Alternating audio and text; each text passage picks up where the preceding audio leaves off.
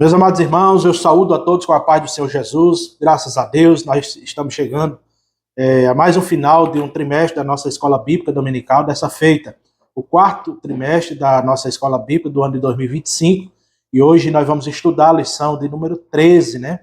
Que tem como assunto preparando o corpo, a alma, o espírito e o espírito para a eternidade. Nós estudamos 13 lições ao longo desses 3 meses, com assunto corpo, alma e espírito, a restauração integral do ser humano para chegar à estatura completa de Cristo. Então, nós vamos hoje fazer esse encerramento para a glória de Deus, né, a última lição do ano, do quarto trimestre da nossa Escola Bíblica Dominical, que tem esse assunto.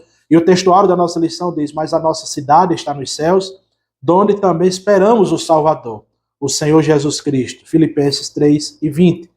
A verdade prática da nossa lição diz que na vinda de Jesus, nosso corpo abatido será transformado em um corpo glorioso e, como um ser integral, habitaremos para sempre com ele nos céus. Então, veja, meus queridos irmãos, meus amigos, nós vamos estudar sobre essa perspectiva de preparação, tendo já estudado essas 12 lições, sendo a de número 13, que falou do corpo, da estrutura do nosso corpo, da composição do nosso corpo, ao longo desses 3 meses. Hoje chegamos ao final do trimestre, falando de preparando esse corpo, essa alma, para o encontro do Senhor Jesus, com o Senhor Jesus na eternidade, né?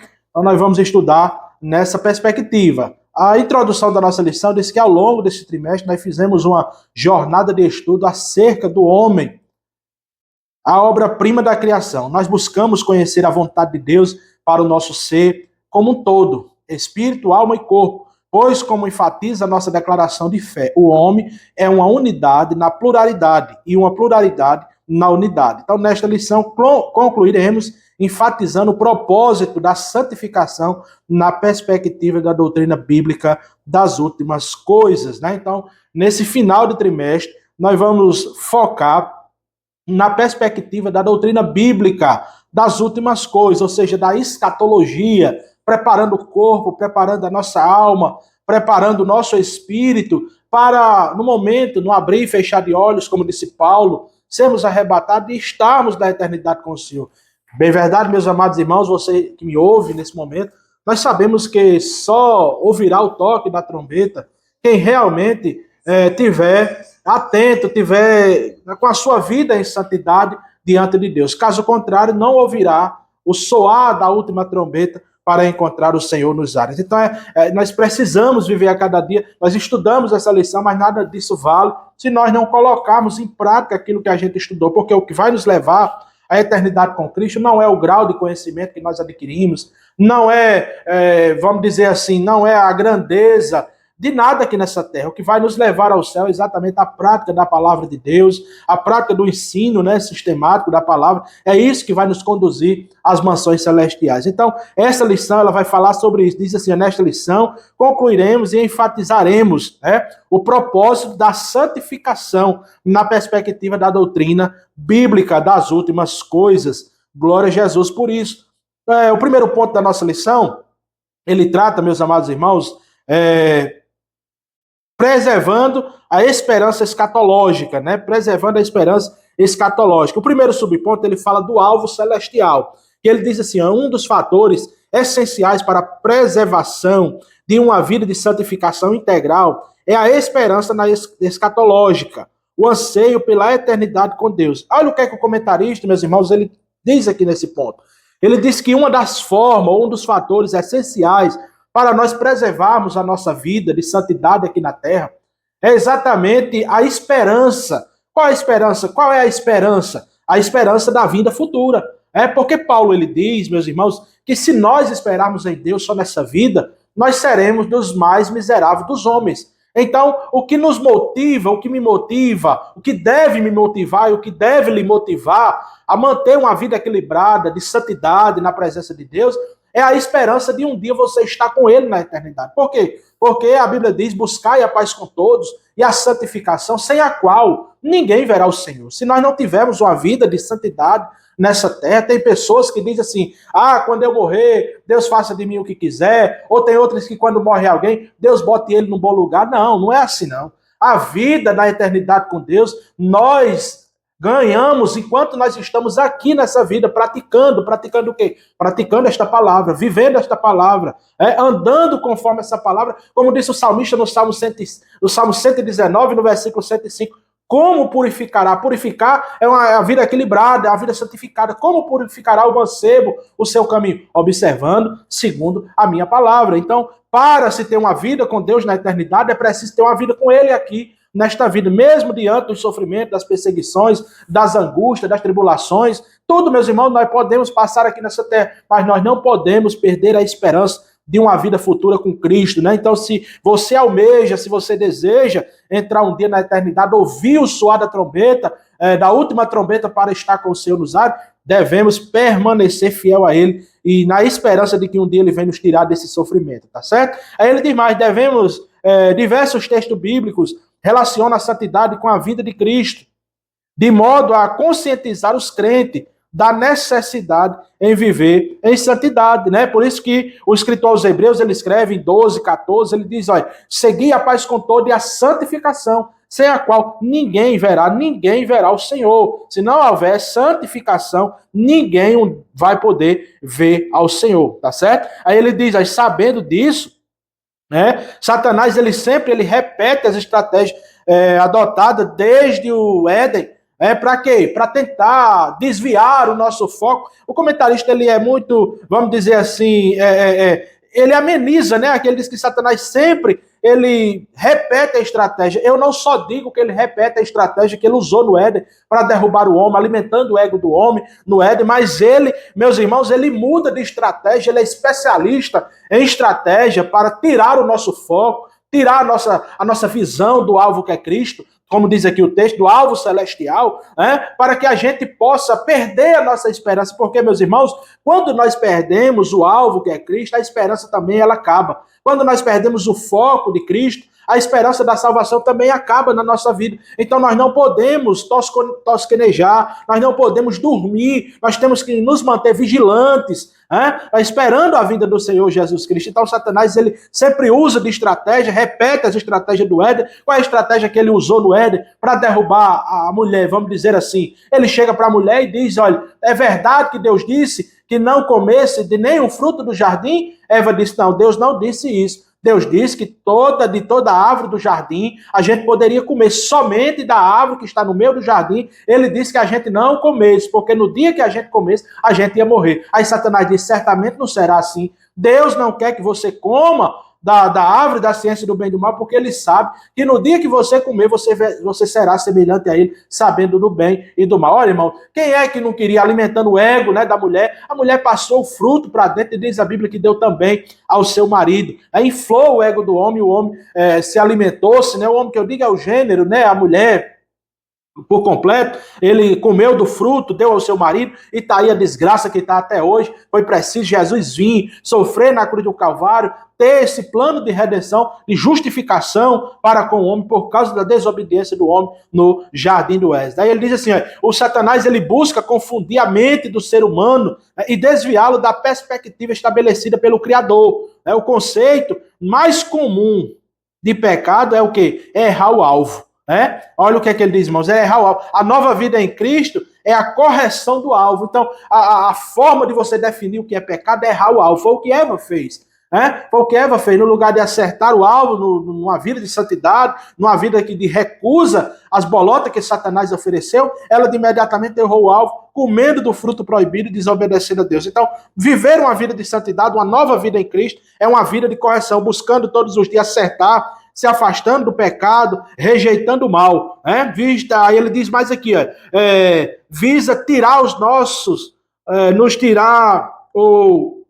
tirarmos do limitada, do miserável perspectiva, tirar nós da perspectiva do propósito celestial, que é nos levar, que Deus quer nos levar através de Cristo Jesus, da sua vinda, para as mansões celestiais. Então Satanás, ele tem lutado com todas as armas. Meus irmãos, é verdade, olha, a Bíblia diz que o Deus desse século, ele já está julgado, e por ele já estar julgado, não ter mais salvação para ele, ele luta com todas as armas, com todas as estratégias. Paulo diz isso lá em Efésios capítulo 6, ele luta com todas as armas e estratégias para tentar levar o máximo de almas com ele para o inferno. É por isso que ele não descansa, ele não dorme. Eu muito me admiro com muito crente, irmão, que fica brincando com o pecado, fica brincando com Satanás, dizendo que Satanás é besta, que pisa na cabeça dele. Meu irmão, isso é uma grande mentira e baboseira. Tenha muito cuidado com isso. Não entre por esse caminho, não. Entre pelo caminho da humildade, reconhecer que Cristo é tudo em nossa vida, e é Ele que nos protege, é Ele que nos fortalece, é Ele que nos guarda.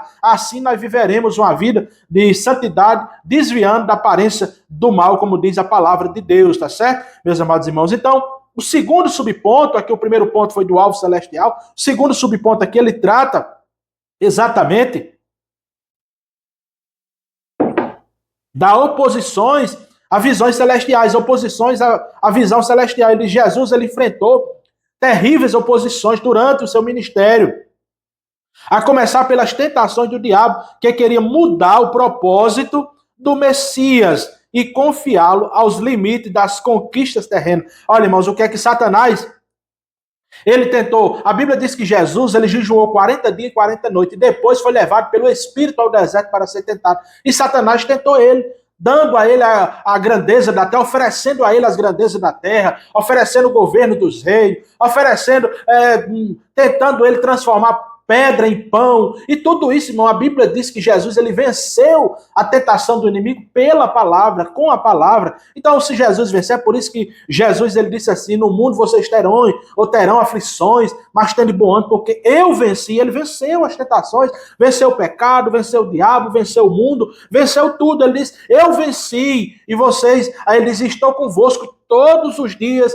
da sua vida até a consumação do século. Então, meu irmão, Jesus venceu por nós e ele está com nós através do seu Santo Espírito, nos dando força também para nós vencer as tentações do inimigo. Não é pela minha força, não é pela minha vontade. Não, eu não tenho nenhuma força nem vontade de vencer nada desta vida. Na primeira tentativa que o inimigo investir na minha vida, se eu tentar contra ele, eu próprio, com as minhas forças, a primeira coisa que ele vai fazer é me destruir. Mas, irmão, pela graça de Deus, Paulo diz assim, pela graça de Deus, eu sou o que sou. E é Cristo quem vive em nós, é Cristo quem cuida de nós, é Cristo quem tem o cuidado de cada um de nós. Então ele diz, respondendo a Pilatos, o Messias, o Mestre, enfatizou, o meu reino não é deste mundo. Está lá em João 18:36, o apóstolo Paulo, ele travou grandes combates com os opositores que insistiam em reduzir o evangelho a temas de questões temporais, né? Aos coríntios, eles advertiu acerca dos que não criam na ressurreição dos mortos, um engano que limitaria a eficácia da fé cristã. Aí ele diz mais aqui, a esta finita vida. Se esperarmos em Cristo só nessa vida, nós somos dos mais miseráveis dos homens, disse Paulo lá na sua carta aos coríntios. Então, irmãos, Paulo foi outro, além de Jesus, que enfrentou inúmeros combates aqui contra os opositores do evangelho, mas ele não tosquenejou, ele não recuou. A todo momento, Paulo enfrentava os seus algozes ferozmente contra ele, contra o evangelho, mas ele sempre adiante. Paulo preso, meus irmãos, ele disse, eu estou preso, mas a palavra de Deus não está preso. Paulo chegou a dizer, eu não tenho minha vida por preciosa, contanto que cumpra com alegria o ministério que eu recebi do Senhor. É hora para dar testemunho de Jesus Cristo, meus irmãos, e no final da sua carreira, ele chega a dizer, eu combati um bom combate, acabei a carreira e guardei a fé. Meus irmãos, isso é muito gratificante, isso é muito emocionante para a vida cristã nossa, observar esses homens, irmãos, que ele mesmo, Paulo mesmo próprio, ele fala que existiu homens, que essa terra não é digna deles, meus irmãos, homens que recusaram o pecado, que venceram o inimigo de nossas almas, meus queridos, e ganharam a eternidade. Então, Jesus sofreu perseguição, Jesus sofreu afronta dos perseguidores, Jesus sofreu afronta dos seus contemporâneos, vamos dizer assim, Jesus sofreu, Paulo sofreu, os apóstolos sofreram, mas eles morreram, irmãos, fiéis a Cristo e ganharam a eternidade por herança. Glória a Jesus por isso, porque eles tinham essa perspectiva de vida, de que um dia estaria para sempre com o Senhor, de que um dia estaria na eternidade com o Senhor. É por isso, irmãos, que nós não perdemos, a lição de hoje fala disso, é por isso que nós não podemos perder o foco da vida eterna. Irmãos, tem alguns que, como Pedro disse, cadê a vida eterna? Cadê esse Jesus que alguém disse Desde quando eu era menino, meus pais eram criança, que eu ouvi esse Jesus vir, até hoje ele não veio. E o apóstolo diz, olha, a salvação está mais próximo de nós hoje do que quando aceitamos, irmão. Porque um dia para o Senhor é como 1000 anos e 1000 anos como um dia. Pô, devemos permanecer firme no Senhor, guardando a nossa fé. O apóstolo Paulo diz, olha, quem tem essa esperança, purifique-se a si mesmo, assim como ele é puro. Nós devemos permanecer puro ao Senhor. Sempre haverá oposições. Mas olha, uma vida de santidade, uma vida, Paulo disse que os que querem viver piamente, os que querem viver agradando a Cristo, sempre padecerão perseguições. Se o crente ele diz que tudo está bom, não tem perseguição, tudo vai bem, não falta nada na sua vida, tem algo errado, porque Jesus passou perseguição, Jesus sofreu aflições, Paulo sofreu, todos os discípulos sofreram, inclusive muitos deles foram martirizados, os crentes de antigamente da igreja primitiva, no Coliseu de Roma, foram sacrificados, mas não negaram a sua fé, permaneceram firmes na esperança da vida de um dia estar para sempre com o Senhor Jesus. Então sempre haverá oposições da visão que nós temos do céu, da visão de que nós temos de um dia estar para sempre com o Senhor, mas nós não podemos perder o nosso foco. Devemos fazer, meus irmãos, como fez...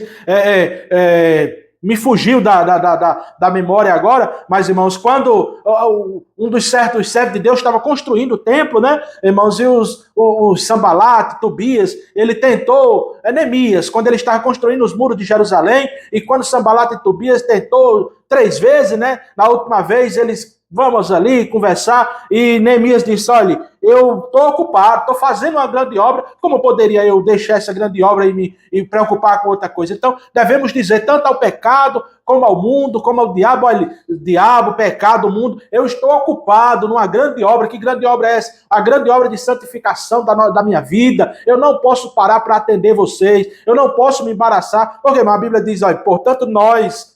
estamos rodeados de uma tão grande nuvem de testemunho. Deixemos todo pecado, embaraço que estão de perto nos rodeia e corramos com paciência a carreira que nos está proposta, olhando para quem? Jesus, autor e consumador da fé. Então é isso que nós devemos fazer, deixar esses inimigos para lá e seguir adiante. E o terceiro subponto, aqui, meus queridos, ele fala dos inimigos da cruz de Cristo, né? Aos Filipenses, Paulo ele diz, combateu que os que pensavam somente nas coisas terrenas. O fim deles é perdição. E o Deus dele é o ventre. A glória deles é para a confusão deles mesmos.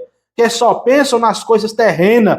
Eram inimigos da cruz de Cristo. Diante disso, o apóstolo ele proclamou, mas a nossa cidade está nos céus, onde também esperamos o Salvador, o Senhor Jesus Cristo, que transformará o nosso corpo abatido para ser conforme o seu corpo glorioso, segundo o seu eficaz poder, de sujeitar também a si todas as coisas, né? A ensino semelhante aos Colossenses e aos Tessalonicenses. Então, Paulo, meus irmãos, ele combateu os inimigos da cruz de Cristo, que só pensavam nas coisas dessa terra, que só pensavam nas coisas daqui de baixo. Tem muita gente, eu tive um encontro com uma pessoa, e uma pessoa, uma certa vez, dizendo, olha, você sabe, né, de uma determinada religião, você sabe que nós já veremos aqui na terra, vai ter um milênio? Eu digo, vai ter um milênio de 1000 anos. Ele diz, sabe que o reino vai ser estabelecido? Vai, Jesus reinará por 1000 anos. Eu digo, mas nós teremos uma cidade no céu, como diz as escrituras sagradas, e a pessoa ficou insistindo, né, que era aqui na terra, e eu precisei dizer, meu amigo,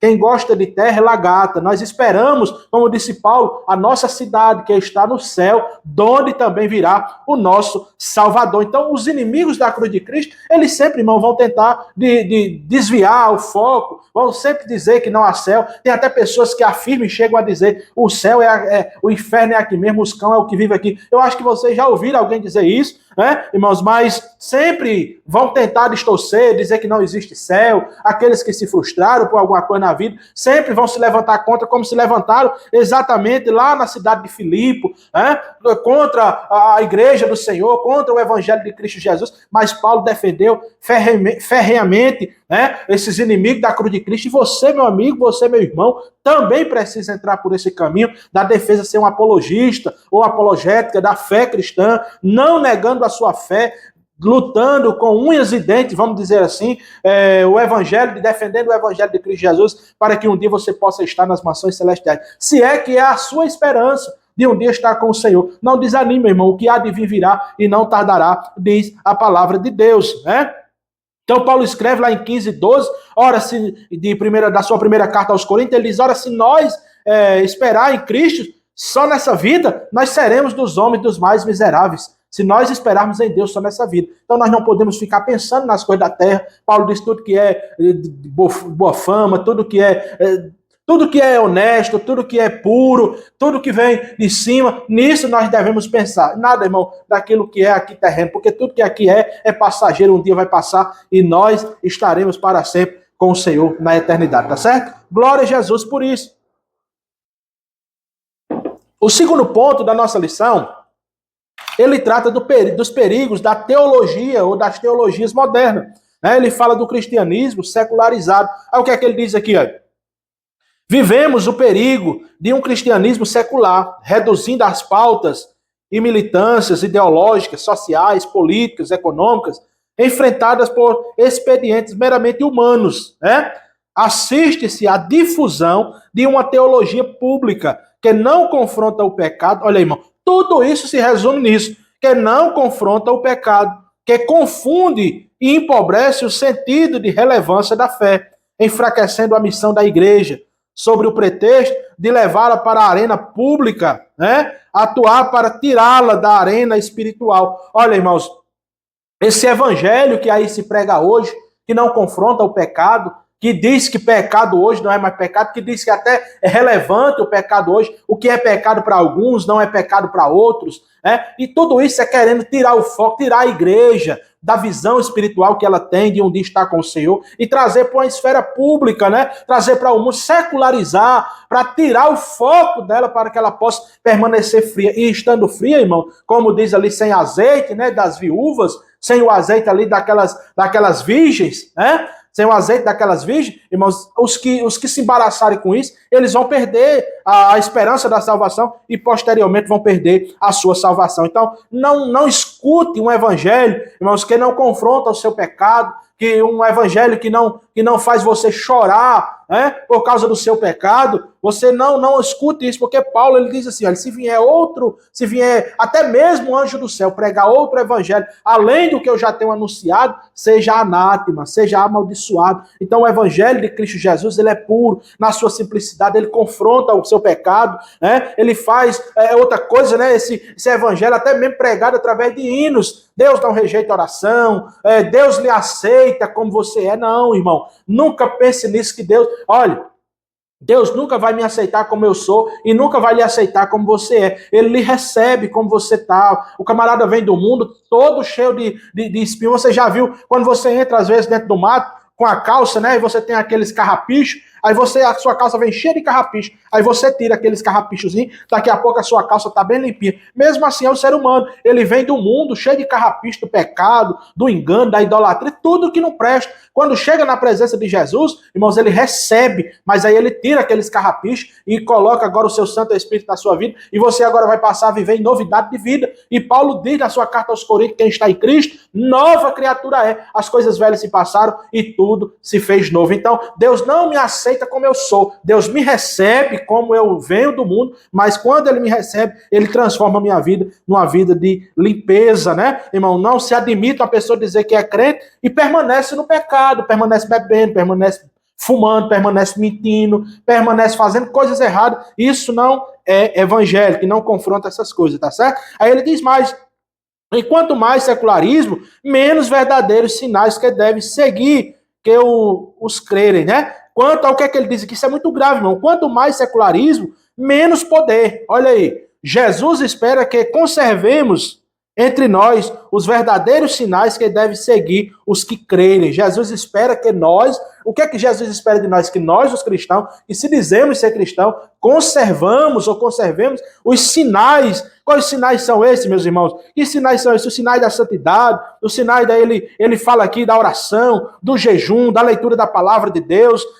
Glória a Jesus, ele diz, a expulsão de demônios, novas línguas, maravilhas, curas divinas, e tudo isso na perspectiva da expectativa da eternidade. Tudo que nós devemos fazer aqui, dizendo, não podemos dizer é daqui da terra, nós devemos fazer na perspectiva de um dia. Tudo isso aqui, irmãos, nós prestaremos conta diante do Senhor na eternidade. Então, meus amados irmãos, Um cristianismo secularizado é o que estão tentando fazer, é um cristianismo falso, é um cristianismo mentiroso. Não podemos, eu não sei nem se podemos chamar de cristianismo. É qualquer outra coisa, menos cristianismo. Mas o cristianismo autêntico e verdadeiro é aquele que a pessoa rejeita o pecado, é aquele que a pessoa vem todo desmantelado, que vem todo esbagaçado, e quando chega na presença de Deus, ele é transformado numa nova criatura, e ele permanece conservando a sua vida em santidade, na esperança e na expectativa de um dia estar com o seu Senhor na eternidade. Por isso que Paulo diz, irmão, quem tem essa esperança, qual a esperança? De um dia morar com ele. Aí faz o quê? Purifique-se. Guarde-se a si mesmo, porque assim como ele é puro, nós devemos também manter essa pureza na nossa vida, tá certo? Glória a Jesus por isso. E o segundo subponto aqui do segundo ponto, aí ele fala aqui,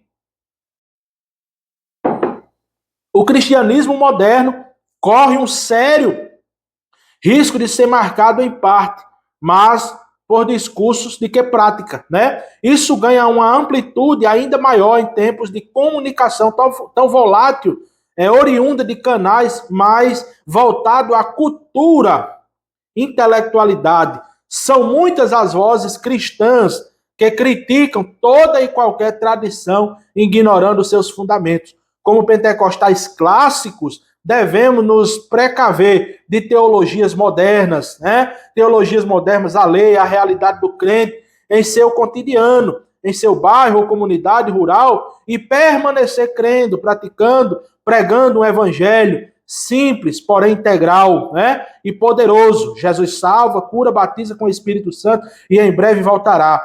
Quando se perde o senso da iminente volta de Jesus, compromete-se o valor da santificação. Então, falsos discursos, irmão, de vã filosofias, discursos mentirosos, discursos enganosos, discurso de teologia de prosperidade, discurso de ideologia de gênero, discurso de liberação de tanta coisa que nós estamos vendo aí, meus irmãos, pessoas embaraçadas com isso aí, pessoas que negam a fé em Jesus Cristo, pessoas que não perderam a sua visão do reino celestial e deram ouvido a falso discurso de pessoas, irmãos, que não são comprometidas com o evangelho, que são comprometidas com cachês, com muito dinheiro, estão preocupados com a sua vida, como disse Paulo, que o Deus deles é o ventre, só pensa em coisas terrenas, irmãos, e pessoas se embaraçam com isso aí e acabam perdendo a sua visão do reino de Deus e deixam até de avisar a outros, né? Irmãos, o evangelho na sua simplicidade é Jesus cura, salva, batiza, em breve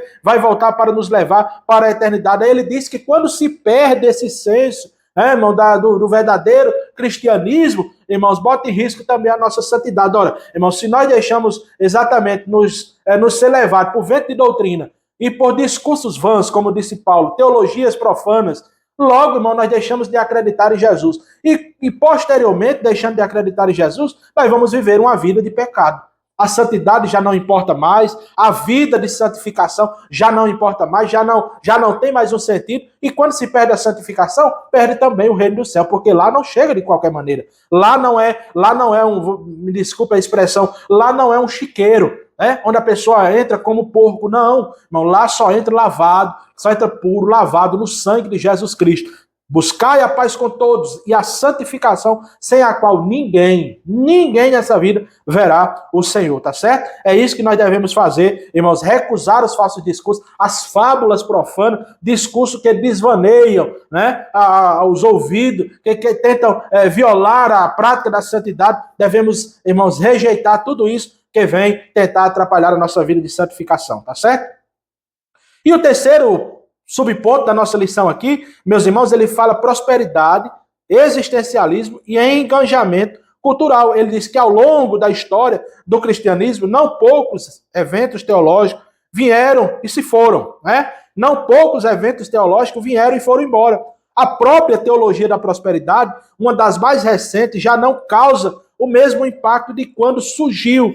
Reduzir a esperança cristã, a conquista terrena, leva a frustrações, além de conduzir a uma visão meramente existencial. Olha, irmãos, ele fala aqui de longos, de muitos movimentos, né, teológicos que vieram e se foram, e ele fala aqui do mais recente, da teologia da prosperidade, que limitava somente algo aqui terreno. Se Deus não der, você pode pedir que Deus, você não pediu para nascer, Deus tem que lhe dar, né? Você sacrifica o seu Isaac para você dá a sua casa para receber duas, você dá seu carro para ganhar duas, você dá o seu salário do mês todo. Então, essa teologia que surgiu aí era meramente humana, irmãos, e vou dizer até assim, diabólica, que era para tomar o que é do povo, irmãos, enriquecer muitas pessoas e a pessoa mesmo ficar na pobreza sem nenhuma perspectiva de vida financeira também, e também, irmãos, limitava em você receber algo somente aqui nessa terra. Quer dizer, você dava um carro na esperança de amanhã ganhar dois. Só aqui. Aí isso vale de quê, irmãos? Mesmo se você ganhasse, se fosse verdade, ganhava 2 carros aqui, vivia uma vida de desmantelho, que esse povo não tem compromisso com a santidade de ninguém. Você dando dinheiro a eles, tá bom demais para eles, você vive a sua vida da maneira que você quiser. Ele não tem compromisso com a sua alma, ele tem um compromisso com o que você ganha,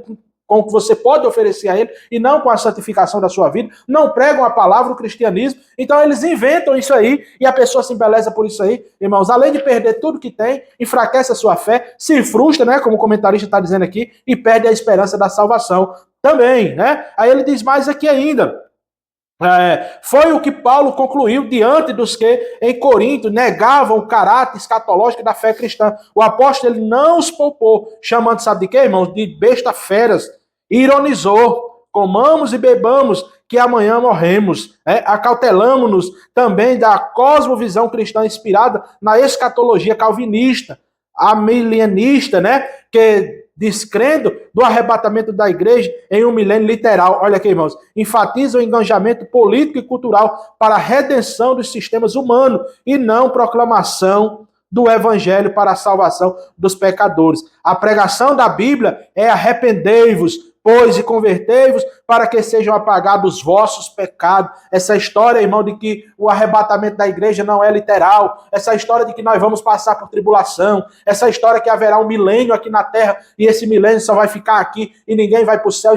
Isso é invencionice humana, mentira do homem. Irmão, Jesus disse lá em João, Jesus disse, eu vou para o meu Pai e vou preparar lugar. E quando eu for e preparar lugar, eu virei outra vez e vos levarei para mim mesmo, para que aonde eu estiver, estejais vós também. Quem prometeu, não foi eu que estou falando, quem prometeu não foi o pastor, não foi o padre, não foi o político, quem prometeu foi Jesus. Então você se agarre nessa esperança, sofra o que tem que sofrer por amor a esse evangelho, não negue a fé em Cristo Jesus, que o que há de vir virá e não tardará. Está muito perto, meus irmãos, do arrebatamento da igreja. Está muito perto da trombeta soar. Saiba disso, quando não houver mais esperança nessa terra para o ser humano, quando não haverá mais lugar para a igreja do Senhor aqui na terra, Jesus voltará e nos arrebatará. Paulo diz que aquilo que é corrupto, nosso caráter, se revestirá da incorruptibilidade, aquilo que é mortal, o nosso corpo se revestirá da imortalidade e nós seremos arrebatados e estaremos para sempre com o Senhor, com o corpo semelhante dele. Portanto, meus irmãos, a Bíblia diz, Paulo diz, que quem tem essa esperança de um dia ser arrebatado, de um dia estar com o Senhor, purifique-se a si mesmo, tá certo? Glória a Jesus por isso. Eu escrevi aqui um comentário, irmãos, que é até bom.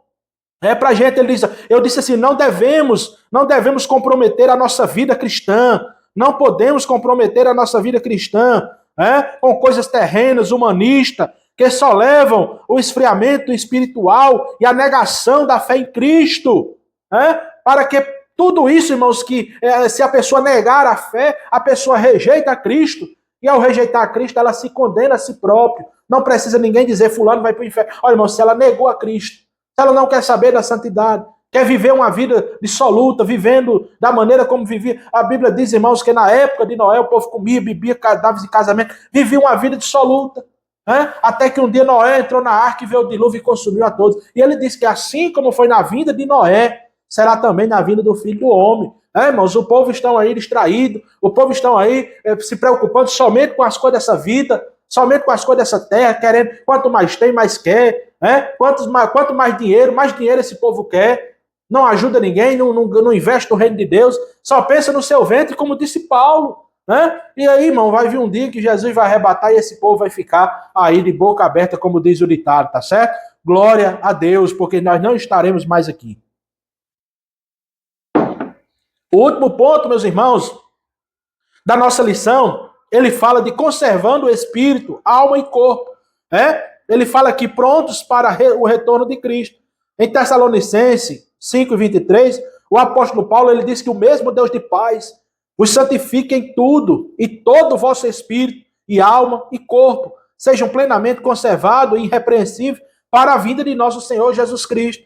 Essa história de que Deus só quer o coração, essa história de que Deus só quer a alma, não, irmão. Paulo está dizendo aqui que todo o nosso espírito, toda a nossa alma e corpo deve ser conservada, plenamente conservada para a vinda de nosso Senhor Jesus Cristo. Paulo apresenta a santificação intimamente ligada ao propósito da eternidade. Em uma epístola que os eminentes trata da volta de Jesus Cristo, o apóstolo dedica o último capítulo para abordar exatamente a obra de santificação. Do versículo 12 ao versículo 22, refere-se aos deveres do cristão em sua vida pessoal e comunitária, concluindo com a eficácia, advertência. Abstende-se, olha o final da epístola, o que é que Paulo diz? Abstendo-vos de toda a aparência do mal. Não é somente do mal, quando ele chegar, mas se você notar que ali tem um mal, da aparência do mal, você se abstenha, você fuja, né? Abstenha da aparência do mal. Na sequência, ele aborda a obra divina no processo de santificação. E o mesmo Deus de Pai vos santifica em tudo, em todo o vosso espírito, e alma, e corpo, seja plenamente conservado e irrepreensível para a vinda de nosso Senhor Jesus Cristo. O desejo do apóstolo era que, uma vez santificados, os tessalonicenses permanecessem conservados em santificação e pronto para o retorno de Cristo. Era o desejo de Paulo e é o desejo dele e de Cristo também. Como ele escreveu aos Tessalonicenses, é o desejo de Cristo também, que uma vez salvos, que uma vez regenerados por Cristo, permaneçamos fiéis a Ele, guardando a sua palavra, nos livrando do mal, fugindo do pecado, da prostituição, do pecado que aí tão de perto nos rodeia, como disse o escritor aos Hebreus, nos guardando na santificação, na esperança de um dia estar na eternidade com Ele. Olha, irmãos, nós vivemos aqui e sofremos aqui por amor a Cristo. E isso, irmão, nós teremos uma recompensa, a eternidade com Ele. Mas se nós tirar o alvo, que é Cristo, e viver uma vida meramente dissoluta, abandonando os caminhos do Senhor, vivendo uma vida no pecado, nós também teremos uma vida de eternidade. Mas não é com Cristo. É na eternidade sem Cristo, sofrendo as consequências. Então nós devemos ter, irmãos, esse pensamento, né? Esse pensamento de um dia estar com Ele na eternidade, e devemos estar prontos para o retorno do nosso Senhor Jesus Cristo. Assim como Paulo orientou os Tessalonicenses, nós devemos também nos conservar em santidade para o retorno dele. Porque só ouvirá, volto a dizer, o retorno de Cristo, só ouvirá o soar da trombeta quem tiver atento, quem tiver com azeite nas suas lamparinas. Caso contrário, irmão, nós vamos ficar aqui e sofrer a grande tribulação. Que Deus nos guarde, que Deus nos livre disso, né, irmãos? Que possamos estar sempre atentos no Evangelho de Cristo Jesus. Glória a Deus. E o segundo e último subponto da nossa lição, ele fala de uma vida, de uma santificação completa, consciente da nossa imperfeição e de que ainda habita em nós uma natureza carnal, devemos desejar e buscar constantemente nos aperfeiçoar em santificação. Como diz Apocalipse 22:11, quem é injusto, faça injustiça ainda. Quem está sujo, suje-se ainda mais. Quem é justo, faça justiça ainda. E quem é santo, seja santo ainda. Irmão, nós devemos sempre desejar ser santo, ser justo, buscar a santificação pela palavra de Deus. É o elemento santificador da vida do cristão. Jesus, irmãos, falou em João, escreveu em 17:17 do seu livro: Pai, santifica-os na verdade, a sua palavra é a verdade. Então devemos santificar a nossa vida pela palavra de Deus. Glória a Jesus por isso. Aí ele ainda diz mais aqui, uma santificação completa, na qual parte alguns de nossos ser fique de fora, nem mesmo nossos afetos, pensamentos e intenções. Devemos santificar tudo, irmão, o nosso pensamento, a nossa matéria, tudo deve ser preservado para a vida de nosso Senhor Jesus Cristo. Então aí, como disse Mateus lá em 5:8, bem-aventurados são os limpos de coração, porque eles verão a Deus. O coração aqui não é o músculo, mas é o íntimo da pessoa, o pensamento, podemos dizer, a alma limpa, né? A alma limpa, eles verão a Deus. Tudo que deve ser santificado, tudo deve ser santificado no espírito, na alma e no corpo, por nossa própria força. Isso é impossível, irmão. tentar santificar pelos nossos méritos, isso é impossível. Mas pelos meios da graça divina, isso é plenamente possível, né? Irmãos, olha, irmãos, para nós, essa questão de nós, eu vou me santificar, me justificar, Isaías escreve que as nossas justiça não passa de trapos de imundícia. Então nós não podemos nos justificar a nós mesmos, mas pelo meio, os meios da graça divina, para nós é impossível. Mas, irmão, Jesus escreveu em Lucas, Jesus falou e Lucas escreveu em 1:37. Como disse, né? Ele diz, porque para Deus nada é impossível. Nada para Deus é impossível. Então, para nós santificar a nossa própria vontade, isso é impossível. Agora, para Deus, tudo é possível, né? Que vivamos desfrutando de uma profunda convicção de nossa salvação, anelando pela vinda de Cristo. Se algo faltar, não nos esqueçamos. O sangue de Jesus Cristo nos purifica de todo pecado. Meu irmão, nós não vivemos uma vida completamente ainda de santidade. Nós ainda habitamos nessa matéria, uma natureza carnal. E vez por outra nós escorregamos. Mas, irmão, nós não devemos baixar a cabeça com isso. Nós não podemos viver na prática do pecado, pecando e querendo pecar. Nós devemos sempre ter a mente de Cristo, pensando não pecar. Até porque, irmãos, a Bíblia diz, se nós dissermos que não somos pecadores, estamos mentindo. E já somos pecadores porque nós estamos mentindo e a mentira é pecado. Mas Pedro diz, filhinhos, não pequeis. Mas se vocês pecarem, nós temos no céu um advogado, um justo juiz. Nós não podemos viver desejando o pecado. Não podemos viver colocando a culpa do pecado em Adão ou A e B. Mas nós podemos, irmãos, ter a mente de Cristo, pedindo a Ele que nos guarde do pecado, que nos livre, desejando, ansiando, viver uma vida de santidade. Irmãos, o seu Santo Espírito vai nos moldando, o seu Santo Espírito vai nos guardando, vai nos orientando. Que Deus seja sempre nosso guia, meu irmão. Que Deus seja sempre nosso guia. Que Deus seja sempre o seu guia. Que Deus que Ele pode lhe abençoar todos os dias da sua vida. E assim, nós encerramos mais um trimestre da nossa escola bíblica dominical, com a conclusão, dizendo, meus irmãos, que pela graça de Deus, estamos concluindo mais um trimestre. Vivemos neste mundo, mas não pertencemos a ele. Que como peregrinos e forasteiros, jamais percamos o anseio pela eternidade com Deus.